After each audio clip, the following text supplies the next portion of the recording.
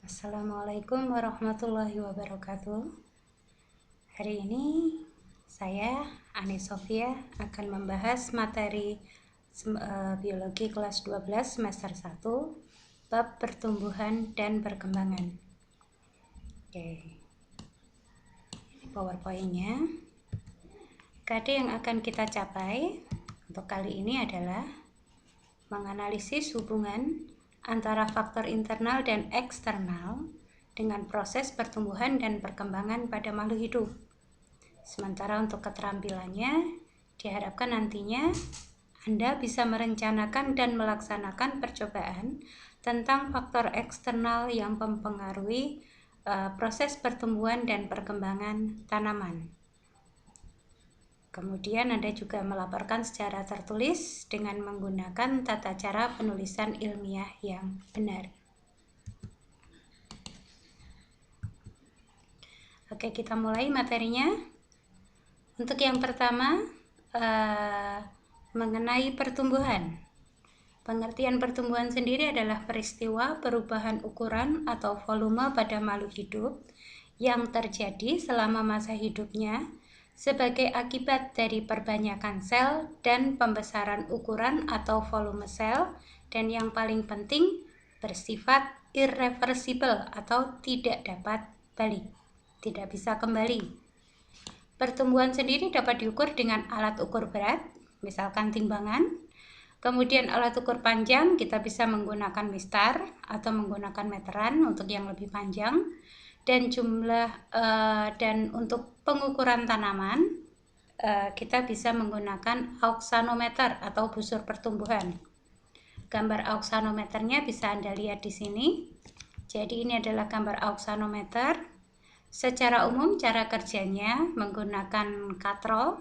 Jadi ini katrol. Untuk pertumbuhan tanaman di sebelah kiri ini Anda perhatikan, jadi ujung tanaman diikat dengan benang, kemudian dilalukan ke dalam sebuah katrol, dilalukan ke katrol dengan ujung tali yang lain diberi beban.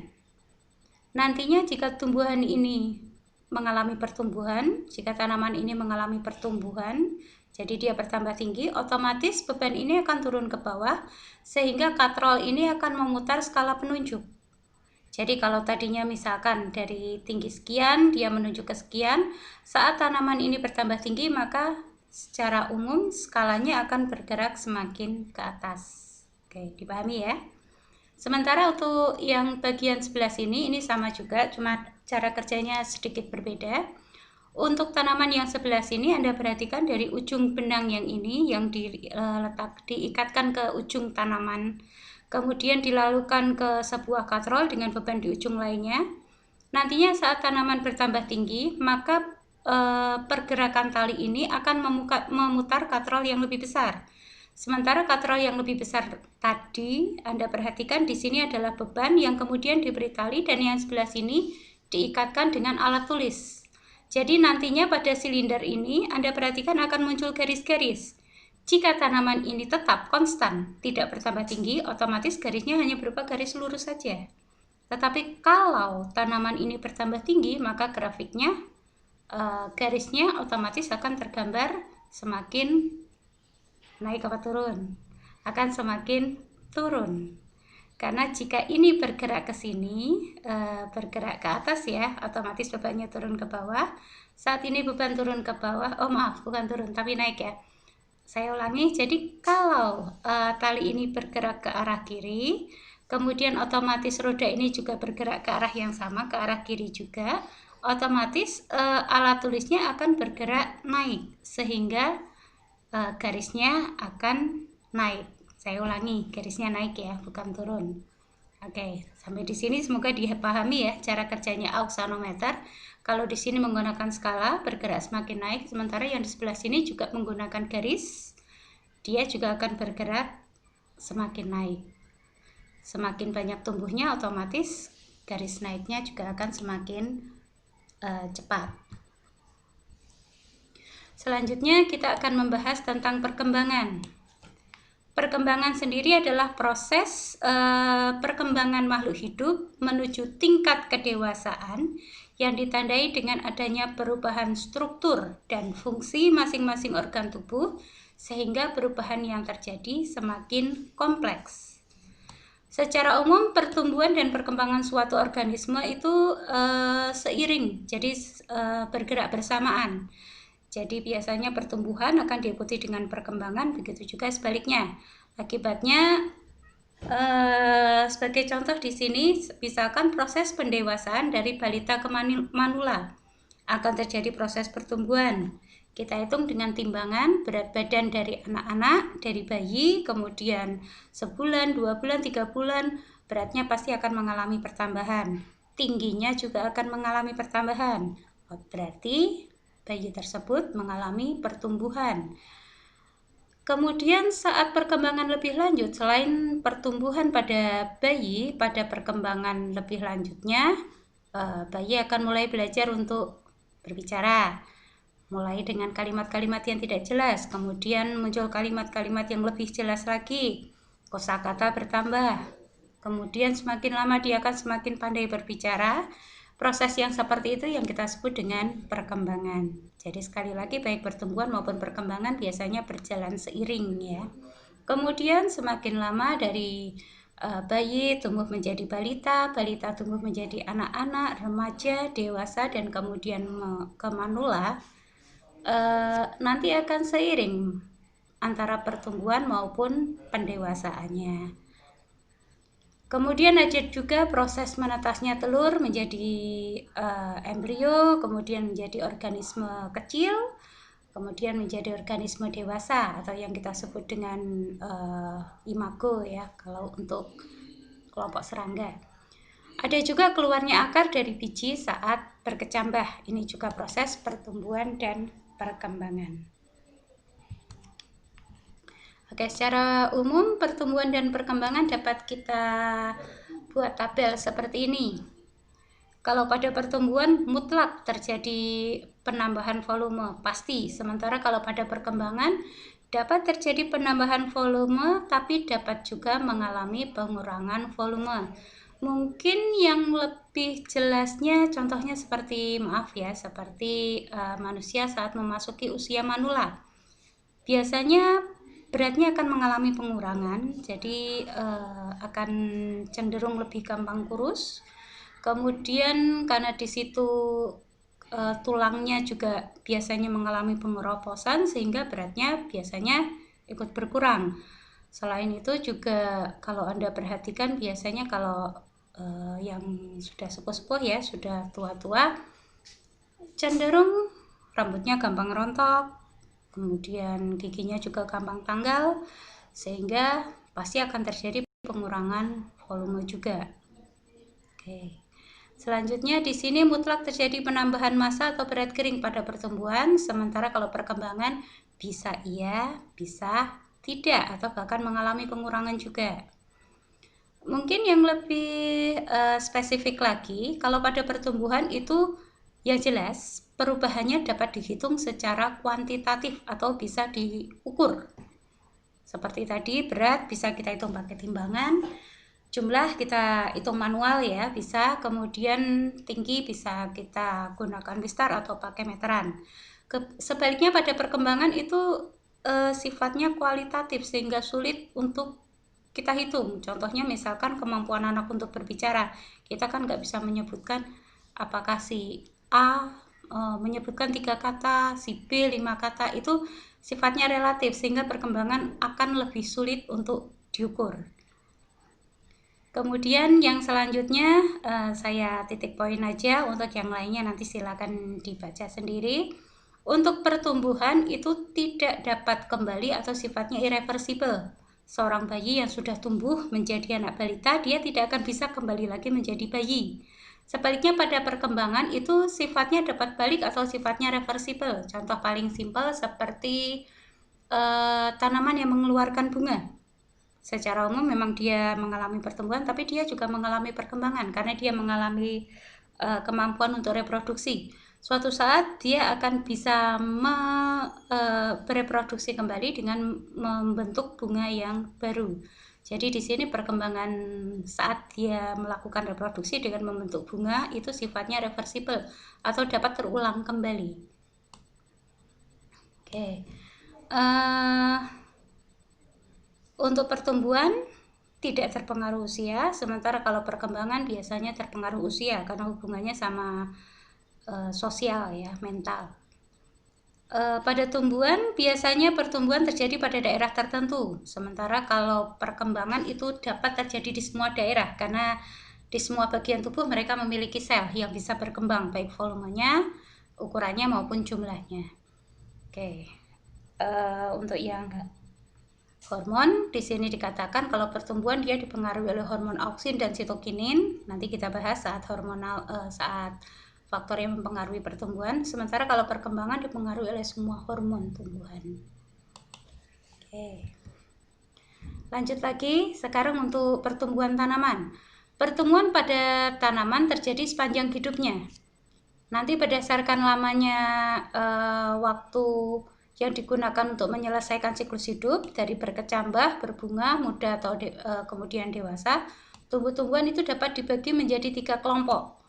Ada tumbuhan anual, tumbuhan biennial, dan tumbuhan perennial. Kalau tumbuhan anual itu tumbuhan yang tumbuhnya hanya semusim, jadi kurang dari 1 tahun atau ya mungkinlah setahunan lah. Contohnya di situ tumbuhan padi dan jagung, jadi mereka hanya semusim ya, biasanya tidak sampai setahun. Kemudian untuk tumbuhan biennial itu tumbuhan yang memiliki masa hidup bisa 1 sampai 2 tahun.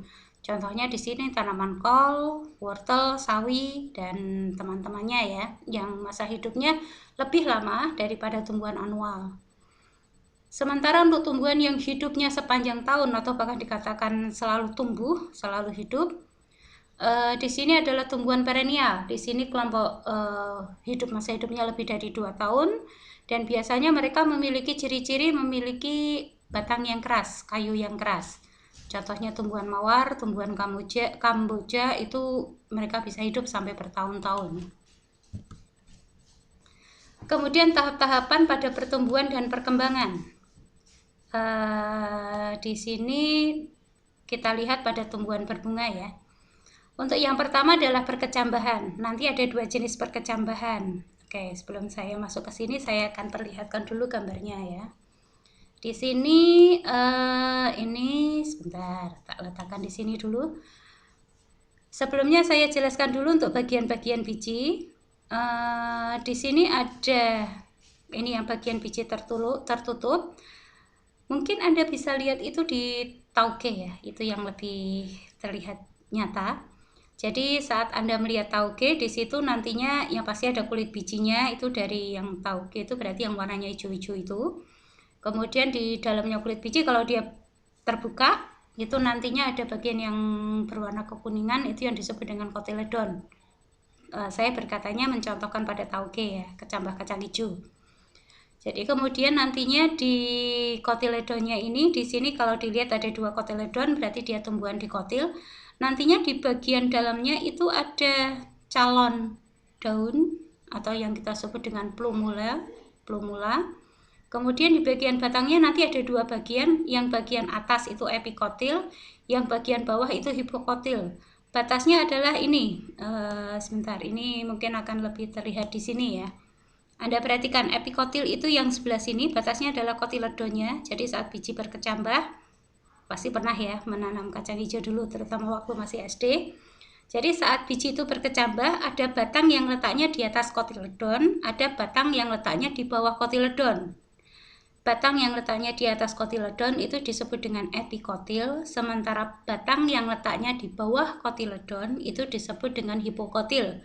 Tapi tolong Anda perhatikan bahwa batas dari hipokotil itu adalah kotiledon yang berbatasan dengan akar. Jadi kalau sudah akar ke sini, ini adalah perkembangan dari radikula. Nih tulisannya ya, nih perkembangan dari radikula atau calon akar yang nantinya dia akan berkembang, ini radikulanya, dia akan berkembang menjadi akar. Saya ulangi, batang di atas kotiledon epikotil, batang di bawah kotiledon itu hipokotil, ini kotiledonnya atau cadangan makanan pada biji, kemudian ini adalah akar. Nantinya ada dua tipe perkecambahan. Yang pertama adalah tipe epigeal, yang kedua adalah tipe hipogeal.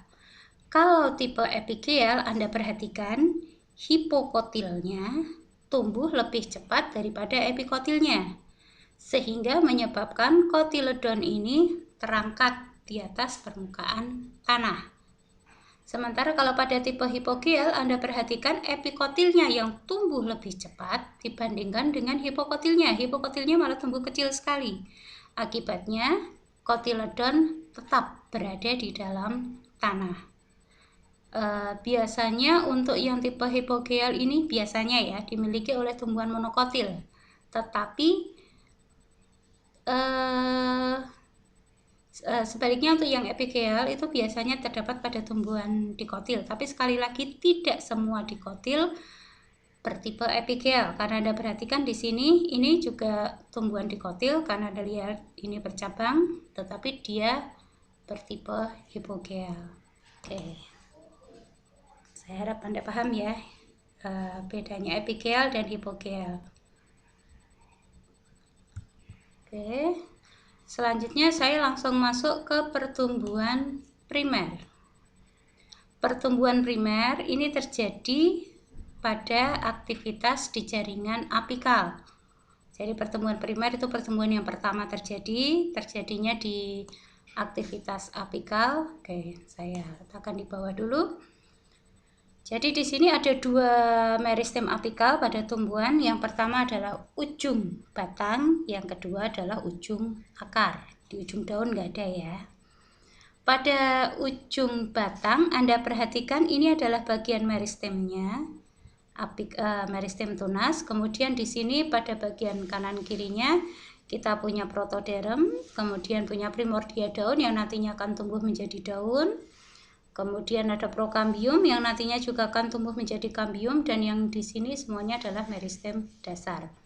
Nantinya meristem dasar akan mengalami proses pembelahan, kemudian muncul menjadi zona pemanjangan, dan kalau sudah mengalami diferensiasi atau pembentukan organ-organ, dia akan masuk ke zona pendewasaan. Mungkin gambar yang lebih jelasnya yang letaknya di akar ini ya.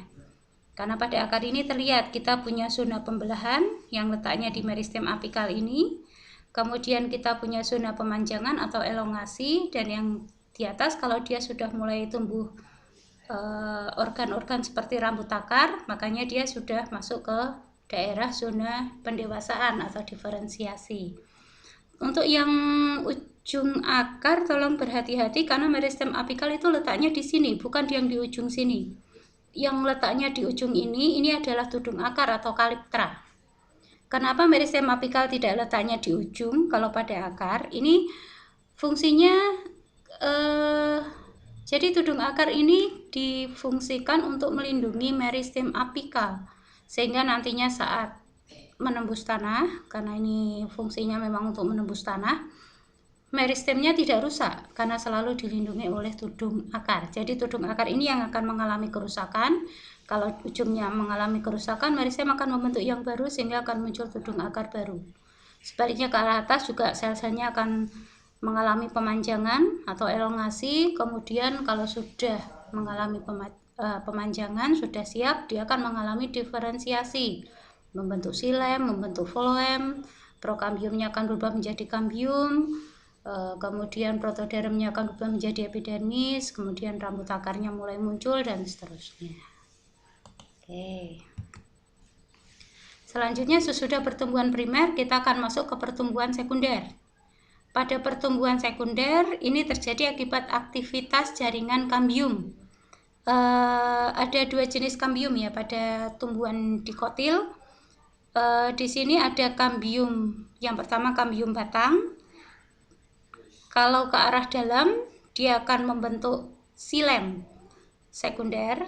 Jadi yang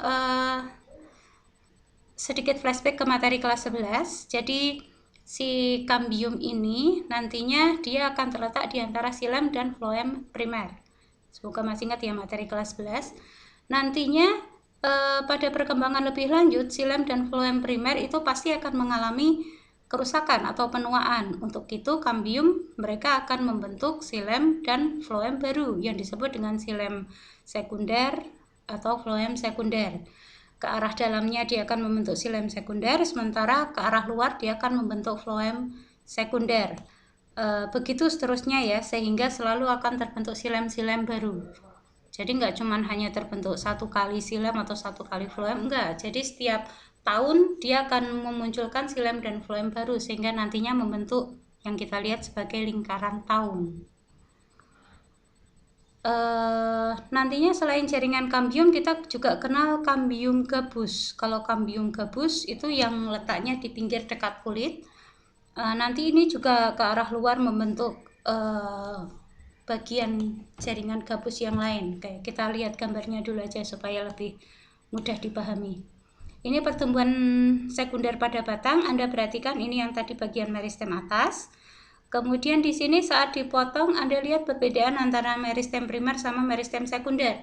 Kalau meristem primer di sini masih berupa protoderm, nantinya tumbuh menjadi epidermis. Kemudian jaringan dasarnya, meristem dasarnya, kemudian ada prokambium. Jadi belum ada kambium, kambiumnya masih berupa kambium mentah ya, bahan kambium.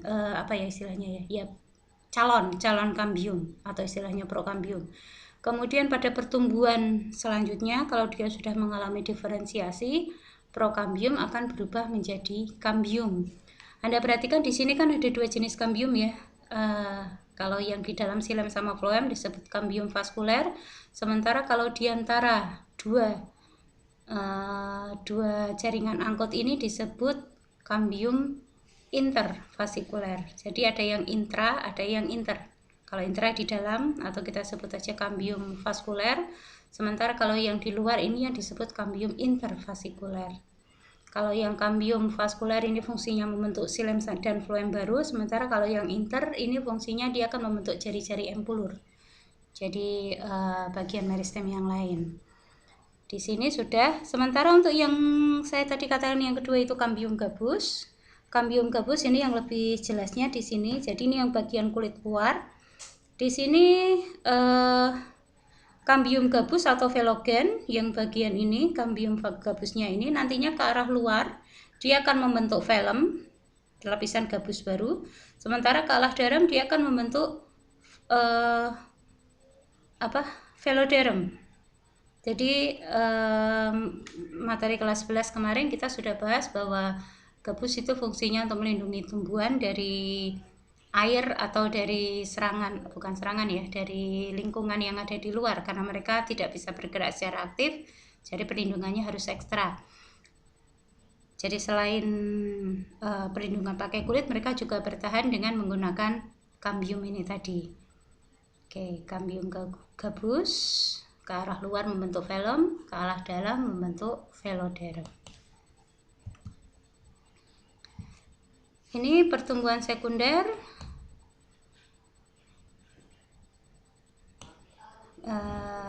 Bagannya seperti ini. Kambium gabus berfungsi menggantikan fungsi epidermis yang mati dan terkelupas. Kemudian kambium fasis berperan membentuk xilem sekunder ke arah dalam dan floem sekunder ke arah luar. Kambium interfasis jadi kambium interkalar, fungsinya membentuk jari-jari empulur.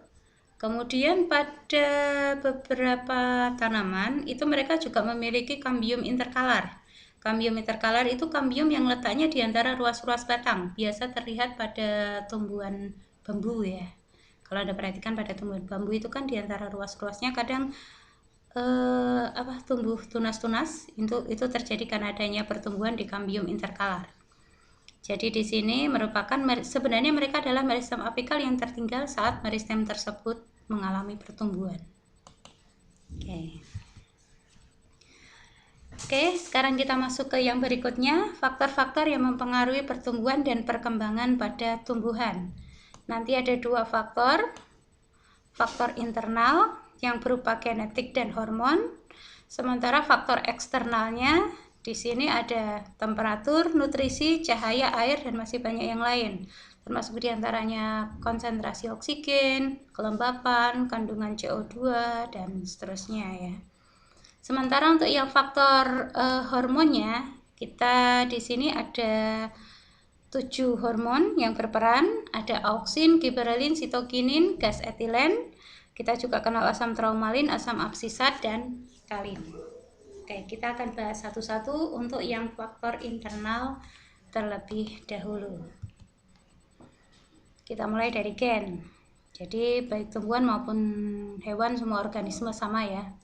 Gen merupakan faktor internal yang mempengaruhi pertumbuhan dan perkembangan karena gen merupakan substansi pembawa sifat yang diturunkan dari induk ke generasi selanjutnya. Jadi kalau suatu tumbuhan mawar dia sudah memiliki gen berwarna merah, secara teori tidak akan mungkin keturunannya nantinya menghasilkan gen yang warnanya berubah, kecuali nanti akan mengalami mutasi atau apa ya. Kita bahas di materi selanjutnya. Jadi pertumbuhan perkembangan sekali lagi di sini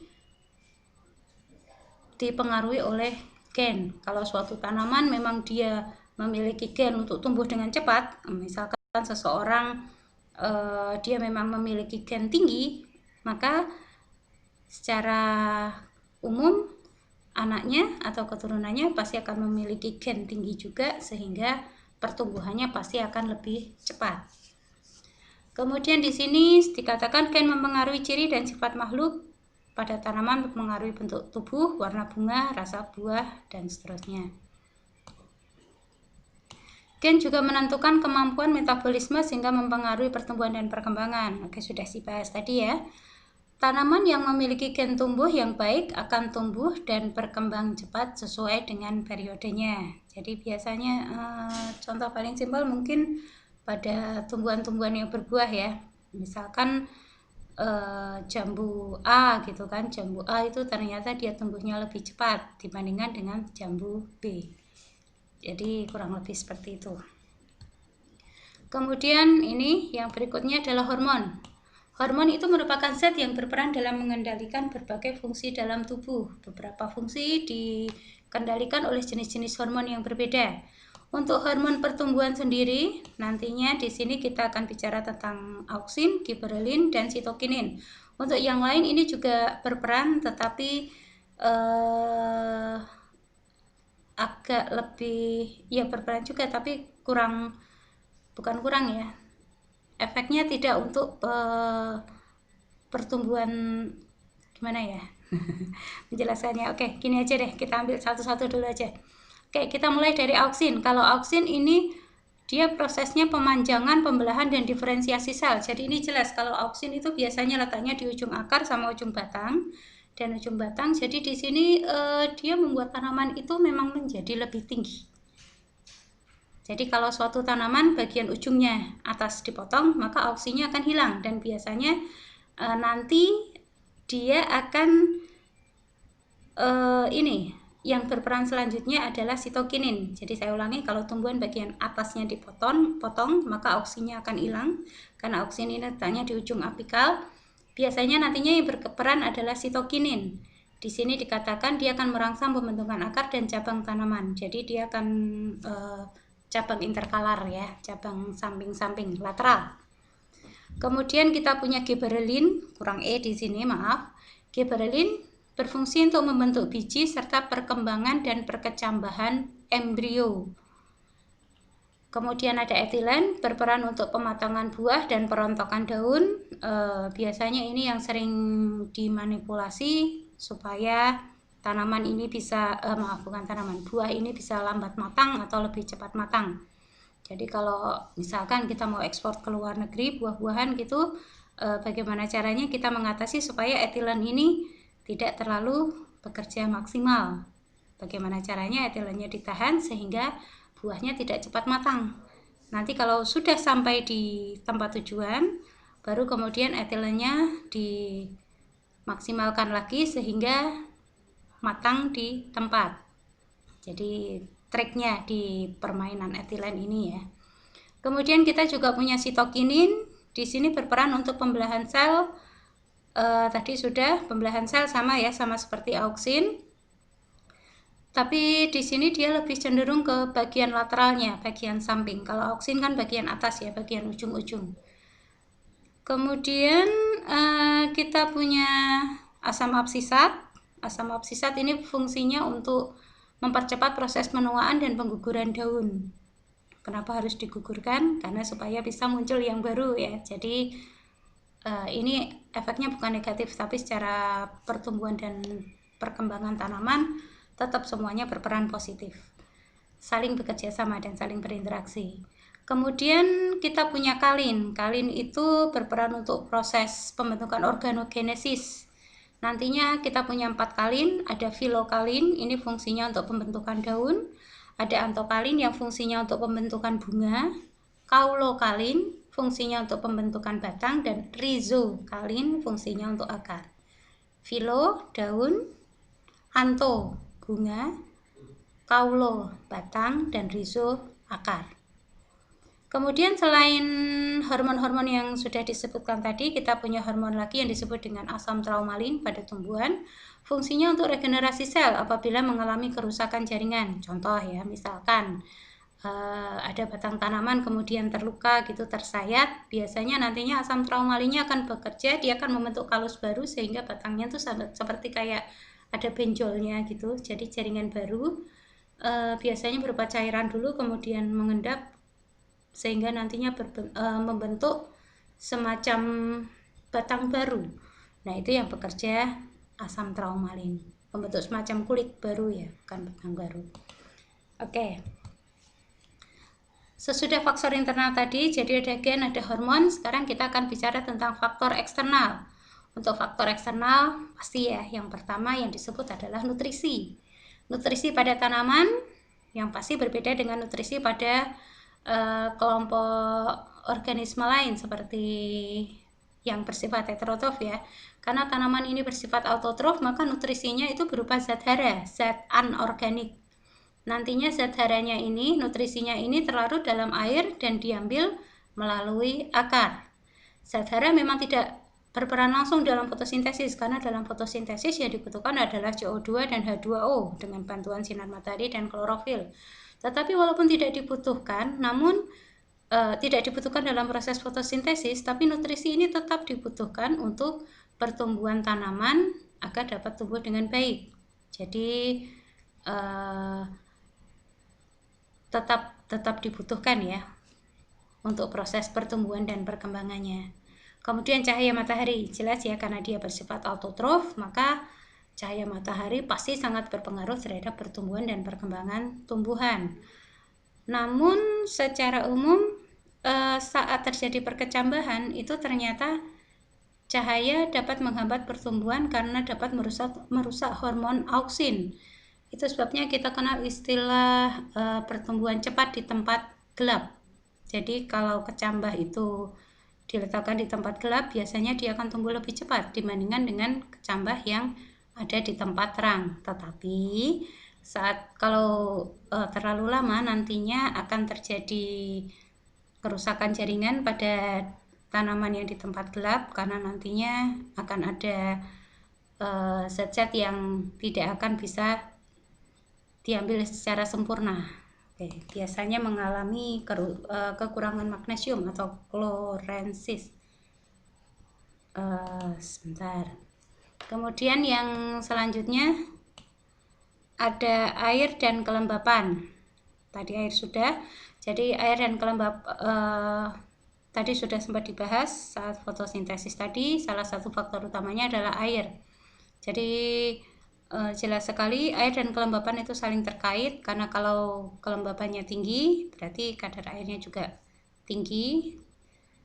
Dengan catatan bahwa segala sesuatu dengan ukuran yang terlalu tinggi biasanya pasti tidak akan berpengaruh baik terhadap pertumbuhan dan perkembangan. Jadi kalau terlalu banyak air juga pasti jelek untuk pertumbuhan dan perkembangan, karena dikhawatirkan nanti tumbuhan malah akan menjadi busuk.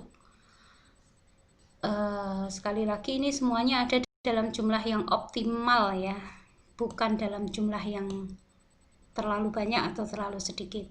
Kemudian di sini contoh selanjutnya adalah suhu, faktor eksternal yang selanjutnya adalah suhu. Dia memiliki pengaruh nyata terhadap pertumbuhan atau perkembangan tanaman.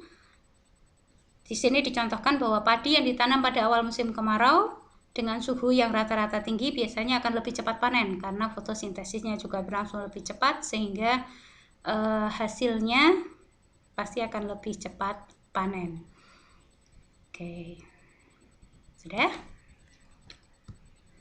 Oke, demikian materi pertumbuhan dan perkembangan ini. Saya harap Anda bisa mengambil banyak pembelajaran dari PowerPoint ini. Kalau ada kurang-kurangnya mohon maaf. Akhir kata, wassalamualaikum warahmatullahi wabarakatuh.